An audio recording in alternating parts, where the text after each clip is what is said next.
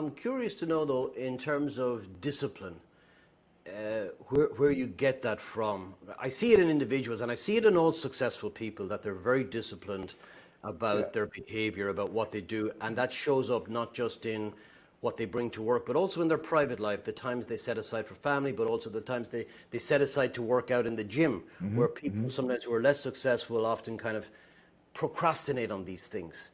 Mm-hmm. And I'm Mm-hmm. wondering if you have any, you know, what do you do on those times when you're most challenged in that area? How do you Sure. find that resolve?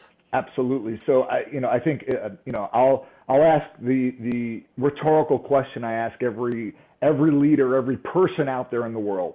If you were to look at your calendar, if I had a pad in front of me, it would probably look like, just like a lot of white space, just a lot of white space, right? And in that calendar, I would ask them when I'm coaching people on time management, send me what your calendar looks like, and they'll send it to me. It'll just be, maybe meetings spattered around through the week. And I would say to them, wow, you have so much free time.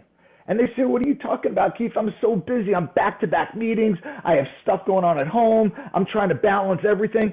And I would look at them and I said, but it's not on your calendar. So, and if you don't have the appointment, you don't have the commitment. So the rhetorical question I always ask people is, if you showed me your calendar, would I see all the specific and measurable activities that you engage in every single day that not only move you closer to your goals at work and in business, but also keep your life in balance and harmony? And I have yet to be in a group where someone raises their hand.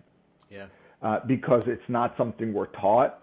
Time management is probably the number one biggest struggle amongst people out there, and now it's amplified tenfold when our home is work and our work is our home. And I keep posing this question to people is, listen, are you living at work, or are you working at home? It's a very interesting distinction, right? Because the ones who are living at work are the ones that call me up at 6 in the morning saying, Keith, I've been on a Zoom call all day. I'm zooming it out. I'm fatigued. I have no boundaries. I'm getting calls from my salespeople at 9 o'clock at night. All of a sudden, weekends don't count because every day is whatever day. So I'm getting calls on the weekend too. There's no more line between life and work. It's just life.